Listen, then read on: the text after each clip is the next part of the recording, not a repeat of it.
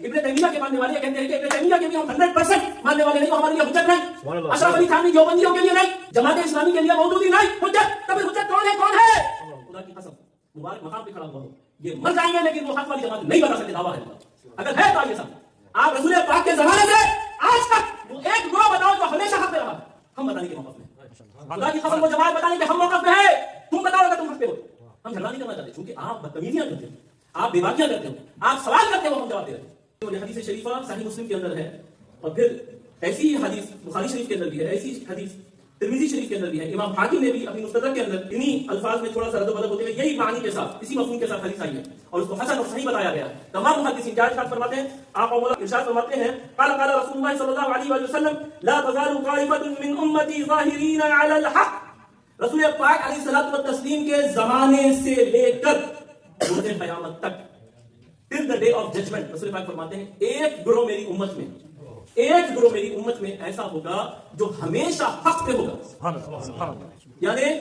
کبھی کبھی کبھی وہ گمراہ نہیں ہوں گے، یعنی ایک گروہ جو ان کا تسلسل ہے نا، جو ان کی فالوئنگ ہے، یعنی میرے زمانے سے، میرے اصحاب میں سے، میرے اہل بیت میں سے اب وہ جو جماعت نکلی ہے اور جو پھیلے گی تو روز قیامت تک جتنی ان کی فالوئنگ ہے وہ ساری کی ساری حق پر ہے۔ اب سوال یہ پیدا ہوتا ہے کہ جب یہ صریح حدیث ہے کہ ایک جماعت، فرقوں میں تو ہم بات انشاءاللہ تعالی نیکسٹ کسی محفل میں کر لیں گے، یہ بات آپ کو یاد رکھنے کی ہے، اگر کبھی آمنا سامنا ہو جائے تو پہلے یہ حدیث سنا، اس کے بعد بتاؤ کہ بھائی یہ آپ سے سوال ہے کہ رسول پاک علیہ الصلوۃ والتسلیم نے جو ارشاد فرمایا ہے کہ میرے زمانے سے روز قیامت تک ایک جماعت ہے، ایک فالوئنگ ہے، ایک طبقہ ہے جو ہمیشہ حق پر قائم رہے گا، آخر میں جماعت کون سی؟ آخر میں جماعت کون سی ہے بھائی؟ جس کا ہر قول ہر عمل وہ حق ہوگا۔ تو سوال یہ پیدا ہوتا ہے آخر ہے کون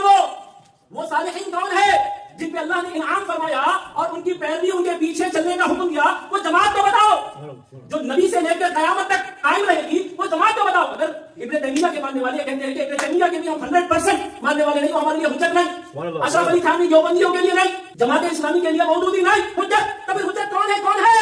خدا کی قسم مبارک مقام پہ کھڑا ہوا ہو، یہ مر جائیں گے لیکن وہ حق والی جماعت نہیں بتا سکتے، دعویٰ ہے اگر ہے تو آئیے سب آپ رسول پاک کے زمانے سے آج تک وہ ایک گروہ بتاؤ جو ہمیشہ حق پہ رہا، تم تو علامہ ابن تیمیہ کے ماننے والے ہو نا، تو پھر بتا دو کہ ہر بات ان کی حق ہے، نہیں بولے وہ غلط ہے ان کی وہ بات۔ دعویٰ کیا ہے؟ اس سرکار کے زمانے سے جو صحیح حدیث سرکار نے فرمایا مجھ سے لے کے قیامت تک ایک گروہ ہے جو ہمیشہ حق پہ رہے گا، یعنی ان کی ہر بات حق پہ ہوگی، ان کا ہر کلام حق کا ہوگا، ان کا ہر عمل حق پر ہوگا۔ تو جماعت بتا، ہم بتانے کے موقف میں، خدا کی قسم وہ جماعت بتانے کے ہم موقف میں ہے، تم بتاؤ اگر تم حق پہ ہو، ہم جھگڑا نہیں کرنا چاہتے کیونکہ آپ بدتمیزیاں کرتے ہو، آپ بے باکیاں کرتے ہو، آپ سوال کرتے ہو، ہم جواب دے رہے ہیں۔ کیا؟ خدا کی قسم حامد پاشا ثاقب پاشا کا جو عقیدہ ہے، خانقاہ شریف کا جو عقیدہ ہے، وہ من و عن حضور بدر ملت کے عقیدے سے ملتا ہے۔ حضور بدر ملت کا جو عقیدہ تھا، خدا کی قسم، اللہ کی عزت و جلال کی قسم، من و عن حضور جلالت العلم سے ملتا ہے۔ حضور جلالت العلم کا جو عقیدہ تھا،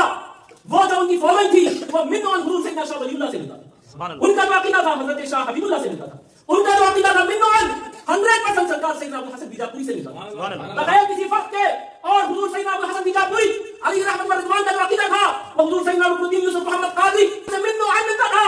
1% بھی کوئی شبہ نہیں۔ اور حضور سیدنا رکن الدین یوسف محمد قادری علی رحمت و رضوان کا جو عقیدہ تھا، وہ حضور سیدنا تاج الدین عبدالرزاق قادری علی رحمت و رضوان سے من و عن ملتا تھا۔ سرکار سیدنا تاج الدین عبدالرزاق قادری علی رحمت و رضوان کا عقیدہ من و عن خود میرا بھائی حیدر السمدانی صاحب الاشارات والمعانی، حضور سیدنا غوث الاعظم شیخ عبد القادر الجیلانی رضی اللہ تعالیٰ عنہ سے من و عن ملتا تھا۔ غوث اعظم ہمارے لیے حجت ہے، ہر بات ان کی ہمارے لیے حجت ہے۔ حضور سیدنا غوث الاعظم رضی اللہ تعالیٰ عنہ کی ہر بات مکمل عقیدہ ایک طرف سے دیکھیں تو حضور سیدنا حسن بصری رضی اللہ تعالیٰ عنہ سے من و عن ملتا تھا،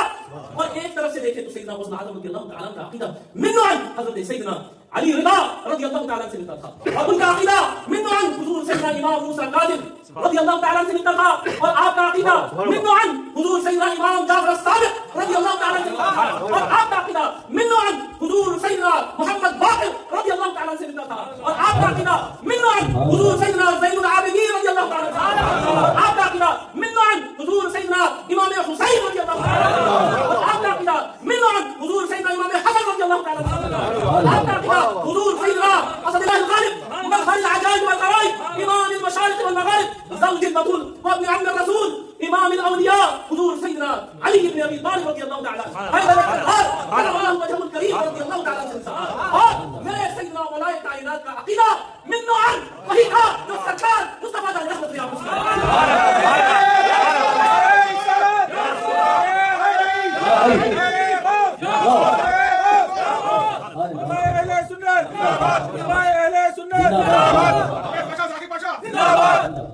الحمدللہ ہم اس موقف میں ہیں کہ ہم یہ بات کرنے کی پوزیشن میں ہے کہ خدا کی قسم رسول پاک کی نالے سے لے کے آپ کی چوکھٹ سے لے کے آپ کے دربار سے لے کے آج تک الحمدللہ ہم حق جماعت کے ساتھ اور روز قیامت تک یہ جماعت چلتی رہے.